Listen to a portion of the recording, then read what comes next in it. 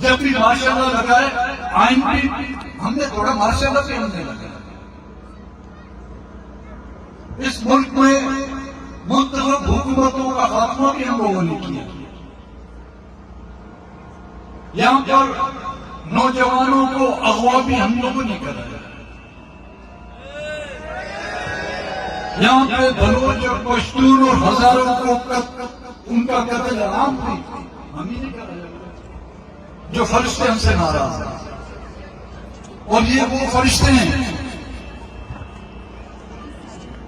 जिनका इज़हार मैंने इलेक्शन के दौरान किया था। 50 के करीब इलेक्शन के दौरान मैंने बलूचिस्तान के मुख्तलिफ इलाकों में जलसे किए। हजारों की तादाद में लोगों ने उसमें शिरकत की। और हर जलसे में मैं ये कहता था आपके वोट हमें मिलेंगे, लेकिन जीतेगा वो जिसको जिन और भूत या फरिश्ते वोट देंगे। और हकीकत वही हुआ। जिसके 4 वोट थे वो 704 हो गए, जिसके 14 वोट थे वो 814 हो गए, और जिसके 700 वोट थे उसके सिर्फ 7 हो गए। ये जादू का करिश्मा इसी मुल्क में होता है। जीती हुई सीटें हमसे ले गए।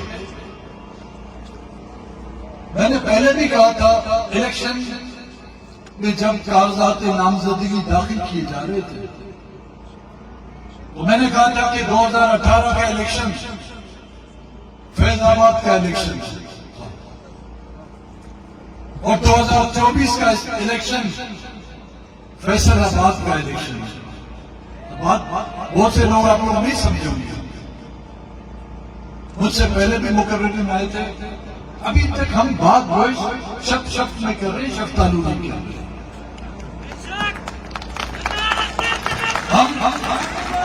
हम लुट गए हैं, हम फरियादें कर रहे हैं, हम अपना हिसाब किताब रख रहे हैं, लेकिन निक्की ते अप्पा का नाम नहीं ले रहे। मौलाना फजलुर रहमान उसको निक्की का अब्बा कहते हैं। और हम पूरा का पूरा बोझ जो है इन बदबख्त आरोस पर लगा दिया। इनकी ये मजा। चलो भाई एक आरो होता कोयटे में मेरे में 4 हर असेंबली में एक आरो होगा। 9 सूबाई असेंबली के उम्मीदवार हैं, 9 आरो तो सूबाई के होंगे। 3 कौमी असेंबली के उम्मीदवार हैं, 3 आरो उनके होंगे, DROs होंगे। ये पूरे बलूचिस्तान में तो इनकी तादाद सैकड़ों में होगी। तो ये तमाम के तमाम आरोस एक पेज पर कैसे आ गया? उनको सिरातुल मुस्तकीम पर पहुंचाने वाले कौन थे? क्यों उनका नाम नहीं ले रहे? क्या हम अभी तक इस खुशफहमी में मुब्तला हैं कि निक्के के अप्पा का नाम लिया तो हमें आगे सीटें नहीं मिलेंगी? क्यों नहीं हम कहते कि इस पूरे बलूचिस्तान के इलेक्शन में दांधली करने वाले आरोज नहीं बल्कि यहाँ का कोर कमांडर है? क्यों हम यहाँ के सेक्टर कमांडर का नाम नहीं लेते कि यहाँ के इलेक्शन में दांधली करने वाला यहाँ का सेक्टर कमांडर है, जिसको ISI का सेक्टर कमांडर कहा जाता है? क्यों हम यहाँ पर ISI के उस हवादार का नाम नहीं लेते? हमारी बिजलियां कड़कती है तो आरोस पर, हमारा गुस्सा निकलता है तो आरोस पर, लेकिन उनका हम नाम नहीं लेते। अय्यूबी दौर से लेकर आज दिन तक अवाम का मैंडेट छीनने वाले कौन है? यहाँ पे मुख्तलिफ सियासी पार्टियां बनाई गई। बख्त तो हमें तो नहीं छोड़ा। मोहम्मद अली जिन्ना की मुस्लिम लीग तक को नहीं बख्शा। कितनी लीगें बनी हैं? Qasim league, Qayyum league, functional league, Muslim league Q, Muslim league N, पेट्रोइड बनी यहाँ पर, MMA यहाँ पर बनाई गई, फंक्शनल यहाँ पे बनाई गई। वो भी आरोप में बनाई थी। वो उसको बनाने वाले कौन थे? फातमा जिन्ना को अयूब खान के मुकाबले में हराने वाले के आरोप थे। क्या यहाँ की अफवाज, यहाँ के वो इदारे उसमें शामिल नहीं थे? क्या इस मुल्क को दौलत करना किसी सियासी पार्टी का सिर्फ काम था? हाँ, इसे इंतजार नहीं कर सकते कि इन वाकयात में सियासी पार्टियों को भी इस्तेमाल किया गया है।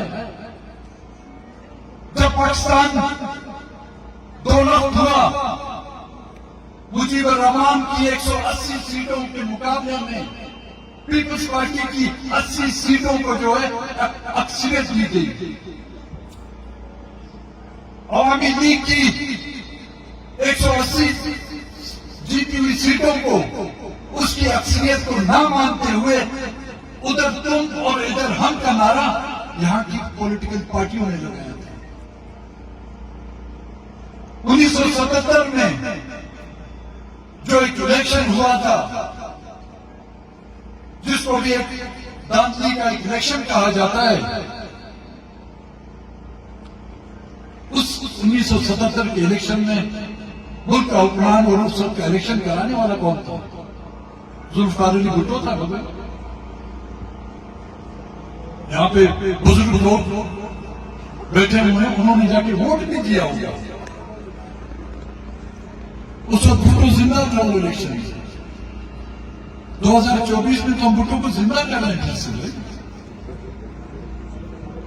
1977 के जो इलेक्शन है वो एक तारीखी पाकिस्तान की पार्लिमानी सियासत में एक और स्याह दबा था, और उसके बाद कई दबे लग चुके हैं। और इस मुल्क की जमहूरियत को राय रास्त पर लाने के बजाय यहाँ की सियासी पार्टियों ने भी जमहूरियत की ताबूत में आखिरी कील ठोकने की कोशिश की है। और वो पॉलिटिकल पार्टियां, मियां साहब, जब आपका वोट छीन जाता है तो आप कहते हैं वोट को इज्जत दो। आपके वोट को इज्जत है, हिंदुस्तान के वोट के लोगों को इज्जत नहीं। आपके वोट को इज्जत है। आपकी कायम करदा निगरान हुकूमत में हमारी खवातीन को जो बेइज्जत किया जाता है इस्लामाबाद की सड़कों पर, उनकी कोई इज्जत नहीं। आपके वोट की इतनी इज्जत है, लेकिन हमारी मसरफशुदा लाशों को कफन पहनाना भी, वो इज्जत भी हमें आप नहीं दे सकते। आपकी एक सीट चली जाए तो आप आर्मी चीफ से लेकर DGISI तक, फौज तक जो है तो बुरा नहीं कहते हुए नहीं करते। हमारे घरों के घर मसमार किए जाते हैं। हमारी इज्जतों को इसी शाहराहों पर हाथों पर पकड़ पकड़ कर उनको पुलिस की गाड़ियों में घसीट घसीट कर डाला जाता है। हमारी कोई इज्जत नहीं। आपकी खवातीन को चंद घंटों के लिए पाबंद सलासल किया जाता है तो आप जमीन को जो आसमान पर उठा लेते हैं। लेकिन हमारे खानदान के खानदान उठा लिए जाते हैं। 20-20 सालों से हमारे नौजवान गायब हैं। जब हम ये फरियाद लेके आपके पास आते हैं, आप हमें भेजते हैं कि जाओ आर्मी चीफ से मिलो, आप हमें भेजते हैं कि जाओ DGISI से मिलो।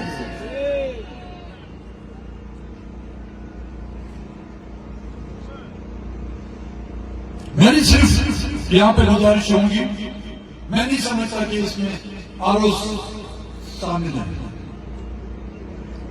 कोई भी शख्स या कोई भी कुव्वत या कोई भी इदारा, चाहे वो फौज का इदारा हो, चाहे वो ब्यूरोक्रेसी हो, चाहे वो पॉलिटिकल पार्टी हो, चाहे वो निगरान हुकूमत हो, जिनके हाथों से आईनी मामलात में मुदाखलत की जाती है, जिनके हाथों से सियासी मामलात में दखल अंदाजी की जाती है, जिनके हाथों से हुकूमत साजी में मुदाखलत की जाती है, जिनके हाथों से इलेक्शन के नताइज को तब्दील किया जाता है, मैं समझता हूं वो आइन के खिलाफ वर्जी के दायरे में आता है और उन पर आइन के आर्टिकल 6 के तहत उनको सजा होनी चाहिए।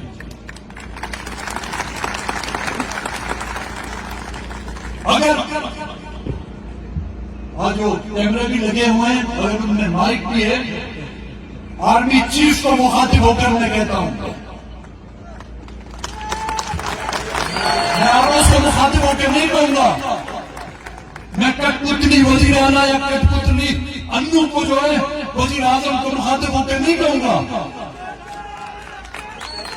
आर्मी चीफ को मुखातिब होकर मैं कहूंगा कि अगर आपकी मुकम्मल इदारा इसमें शामिल नहीं है तो अपने इदारे के उन अफसरान को न कि सिर्फ लगाम दो बल्कि उनके खिलाफ कोर्ट मार्शल किया जाए, चाहे इसमें सेक्टर कमांडर शामिल है, चाहे इसमें कोर कमांडर शामिल है, चाहे इसमें कोई संतरी शामिल है, चाहे इसमें कोई नायक शामिल है, चाहे इसमें कोई कप्तान शामिल है, चाहे इसमें कोई मेजर शामिल है, चाहे इसमें कोई जनरल शामिल है, उनके खिलाफ जो है कोर्ट मार्शल उनका किया जाए। अगर नहीं तो हम ये समझेंगे कि ये दौर जमहूरी दौर नहीं, ये मार्शल लॉ की एक नई किस्म आपने इजाद की है।